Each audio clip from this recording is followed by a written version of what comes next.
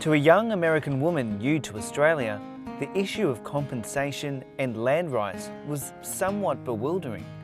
Why hadn't Aboriginal people been compensated for their land? Elaine went to a land rights rally to learn more and was dismayed to see no cameras or a single journalist there. Well, it was in front of New South Wales Parliament House on Macquarie Street, and all these, I noticed there were people from out of town, elderly people that must have come in buses even, and they were holding signs. And I looked around and I couldn't see a single TV camera person. And I didn't have my camera.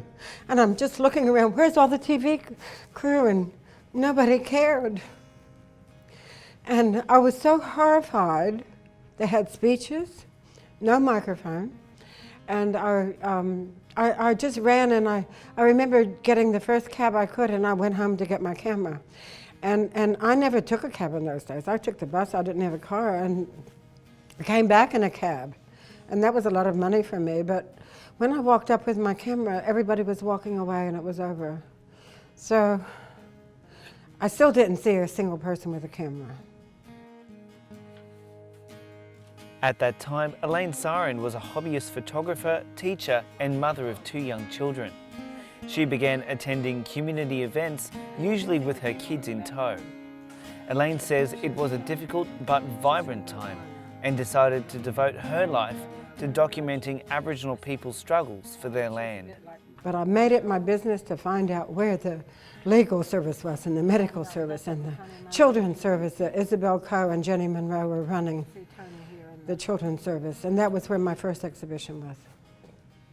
And I hung around and I asked them questions and I found out what was going on and I started documenting it.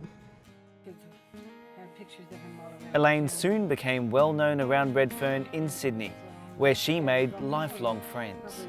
Across the 1970s and in the decades since, she produced iconic images of gatherings, marches, camps and meetings. As time went on, political representation grew stronger, leading to the establishment of the New South Wales Aboriginal Land Council and the Land Rights Network in 1983. Elaine's teaching fell by the wayside as photography took over. I first was introduced to take pictures of Aboriginal dance through a lady called Andy Maddox. Andy was best friends with Bobby Sykes, who was later Dr. Roberta Sykes. And Bobby was writing a little newspaper for the Aboriginal dancers, so for Carol Johnson's group.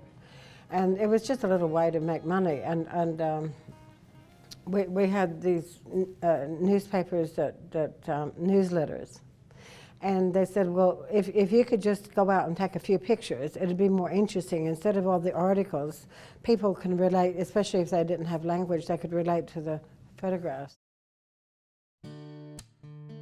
By the late 70s, Elaine Syron was very close to a prominent social worker, humanitarian and activist, known and loved by many. Colleen Shirley Perry-Smith, otherwise known as Mum Shirl, introduced Elaine to a man she would eventually marry, political activist Gordon Syron. And I started driving Mum Shirl around, and I would have driven her around for 5 years before I even met Gordon when he came out of prison. Like I had done the pictures in her book and on the front of her book. And her launch was in 81 or 82, and Gordon came out in 82 from prison. The New South Wales Aboriginal Land Council purchased a series of Elaine's land rights photographs some years ago, and you may have seen them on our official merchandise, websites and social media. Our mob asked Elaine to pick out 2 favourites from the series. I think the most important thing about this photograph is a little boy holding a sign here in the front that says, "We all walk on sacred land." Out of a crowd of people like that, these kids just, took my breath away, because now, this is when it's late 70s.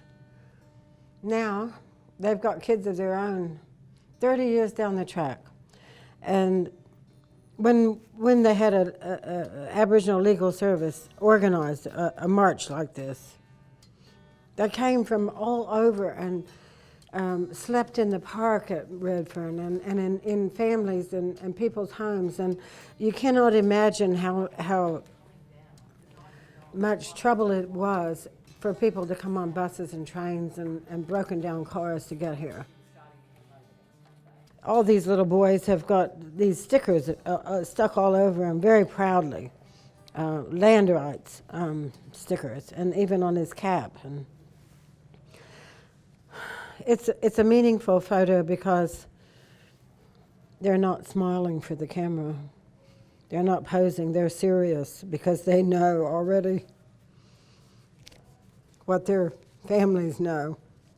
It's passed down, that anger and that determination. 45 years later, Elaine Syron is still taking photographs, but only moved to digital photography in 2012. I thought I was getting left behind all that time. I thought everybody else is taking better pictures of me, but I just, I mean that their quality was better. But then I found out, I went to a lab somewhere and I saw some people actually putting in some slides in 2007 or 2000, I can't remember exactly when. And I realized that I wasn't behind, that my photographs on negatives and slides were actually, in black and white especially, was high quality compared to the digital. Unless you had a $20,000 camera, I didn't miss out.